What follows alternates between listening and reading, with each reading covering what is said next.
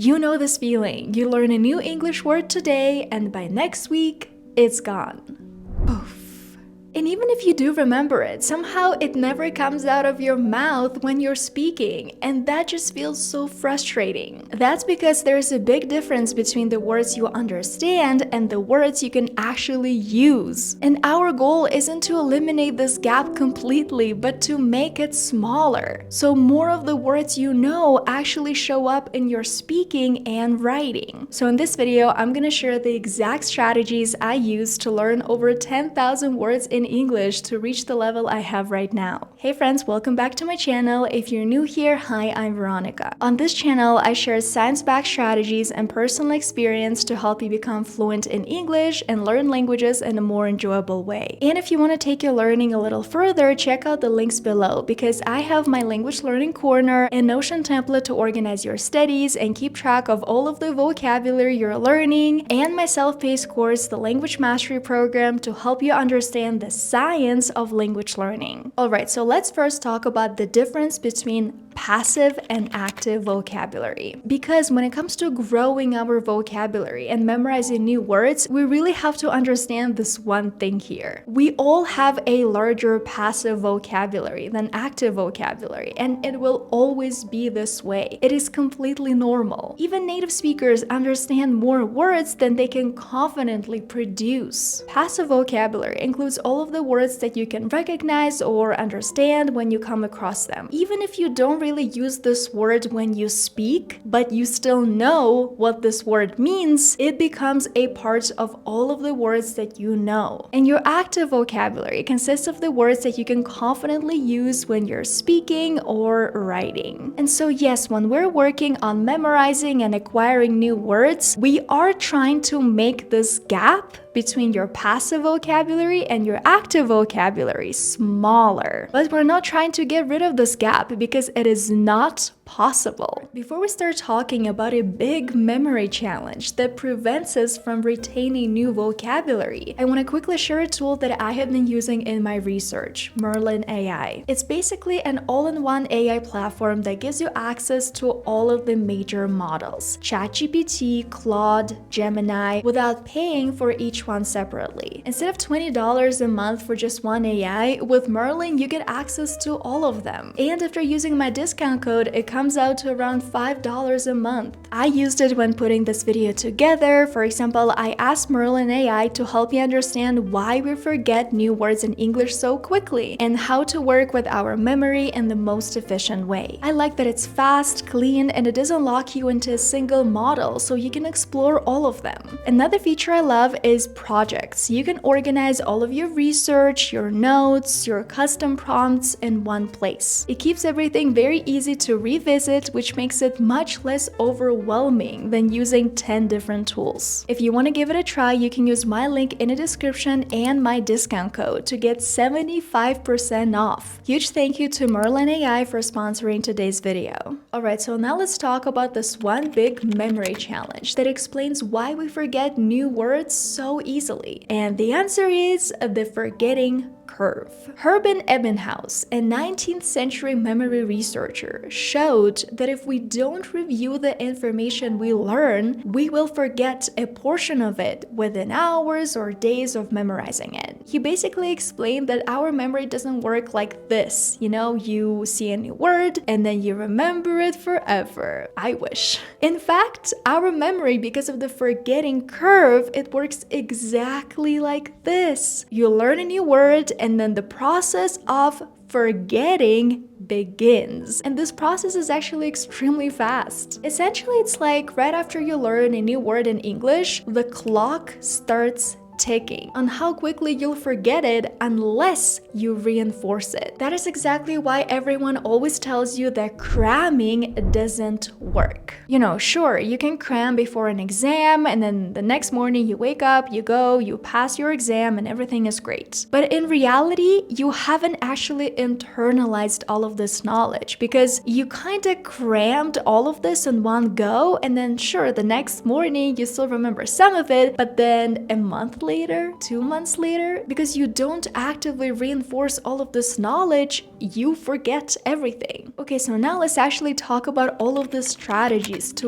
reinforce all of these words and to fight the forgetting curve. And to showcase the strategies, I'm gonna be using an example of a person who really likes surfing. Like, this is their biggest hobby. I have found this video about surfing on YouTube that a person who is interested in surfing is probably going to be interested in watching. So the first strategy is building your personal vocabulary bank. Instead of trying to memorize random lists of words that you see online, just ask yourself what you like to do every single day. Like, what does your day look like? What are your hobbies? What is your job? And all of those things are going to be a part of your personalized vocabulary. Then you just go deeper on these topics. You increase immersion, you increase comprehensible input, and so the same words that you need to know, they will repeat naturally. Let's say the person who really likes surfing, their personal vocabulary bank is going to be very different from a person who really likes AI. And that is okay because we're all different. The most important thing is creating your own personal vocabulary bank. Repetition will be possible because you're going to be constantly watching YouTube videos about the things that you like, reading books or listening to podcasts. All of these words are going to be retained in your memory because they're connected to the context of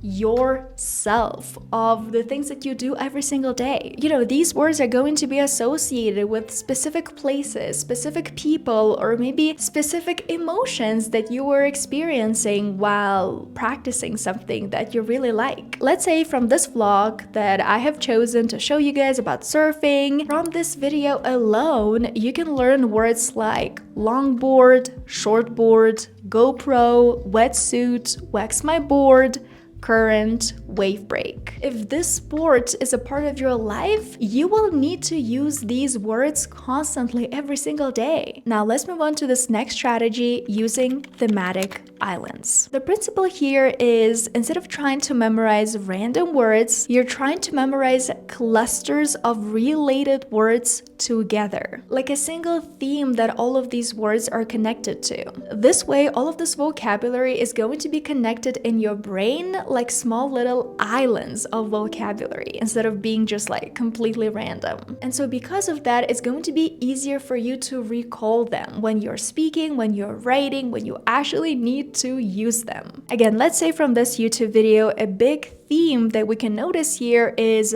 surfboards. And so you can notice some words that are connected to this topic, or maybe you can ask ChatGPT to help you create a specific theme and all of the words that are connected to this theme. Shortboard, longboard, leash, wax, paddle out, duck dive, wipeout. So now, instead of just memorizing one board, like shortboard, let's say, you have a whole island that you can activate together, like all of the words that are connected to your surfing board. And of course, all of this will actually start to click in your memory when you surround yourself with enough comprehensible input. You will see those words again and again and again, and that will really help you with retention. The idea behind immersion, and why I talk about immersion so often, is that you are trying to internalize your vocabulary. And basically what it means is you absorb a word so deeply that you can use it automatically without thinking. There's also this really interesting phenomenon called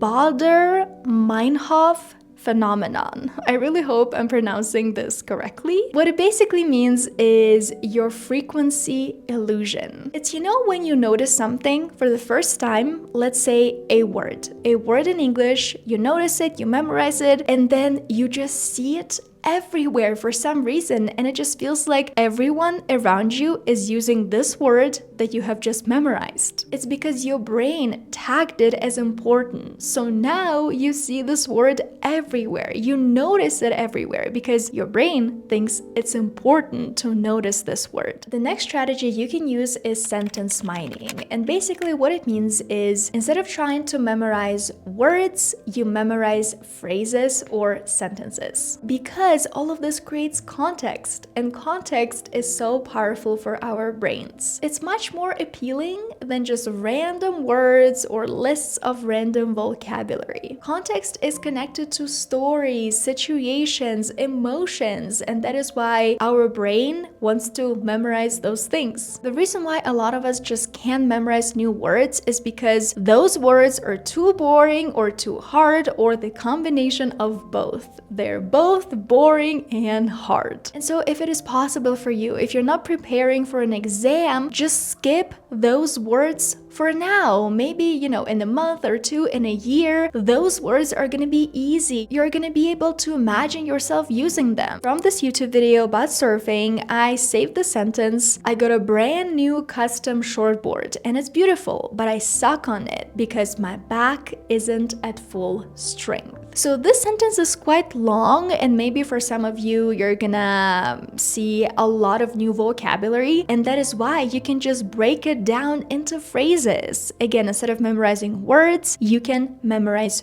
phrases if a sentence is too long. The big advantage that you get from memorizing vocabulary this way is that you learn words in their natural setting, in a natural sentence. It helps our memory create little, cues, little things that help us identify this word, recognize it, and retain it. Okay, the next strategy you can follow to memorize new vocabulary efficiently is generating images. Memory sticks when the image is personal and emotional, not just generic. The easiest thing you can do is you can just continue searching and really find that image that makes you think that, okay, now I memorized this word. The second one is you can take your own photo. Maybe if you're surfing, you can ask someone to take a picture of you while duck diving. Obviously, it is not going to be possible for every single word that you memorize, but this is a great strategy nonetheless. And the third strategy that you can use that is also very easy is using AI and generating your own images, your own mnemonics, images to help you memorize a specific word. For me, when I look at the phrase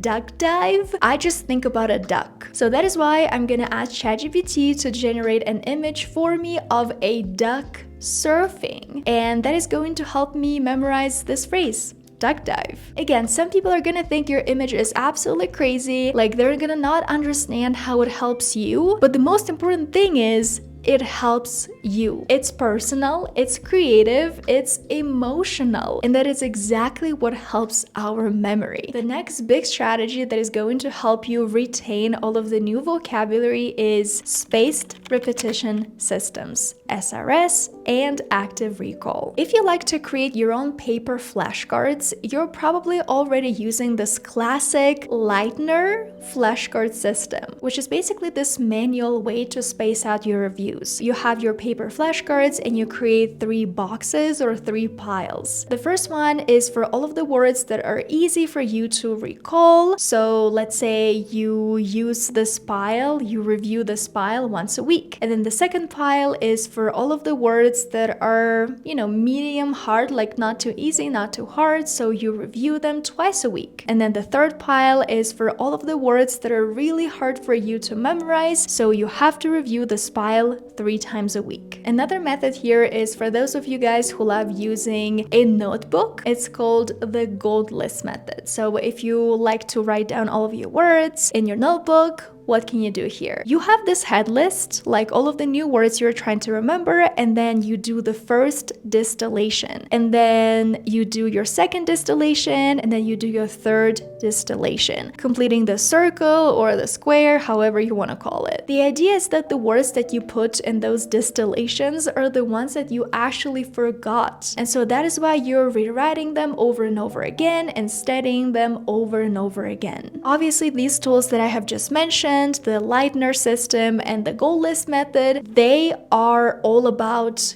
having paper flashcards or maybe a notebook. And some of us just don't like doing that. Like, we don't like using notebooks and paper flashcards, and that is why you can use Anki, and that is the tool that I use. It's an app that has a very powerful algorithm. It basically shows you the words right before you're about to forget them. And that really helps optimize your active recall, because we actually want to see those foggy words, like words that you are constantly forgetting, more and more often. And the words that we feel confident in, we don't need to see them every single week. Sometimes we see them once a month or once every 2-3 months, and that is absolutely okay as long as you still recall them. And that active recall is the most important thing here. The tool itself matters less than how you use it. You have to practice recalling the words, because I see a lot of people, when they do their reviews, they just flip it over, they read the definition, and they continue. That is not active recall. Active recall is when you see a word, you try to come up with your own definition. You think for a few seconds, okay, what does this word mean? How would I describe it? How would I use it in a sentence? And only then do you flip the card over. Okay, and the final strategy that I really hope is going to help you memorize new words is basically creating a custom wallpaper for your phone, or maybe,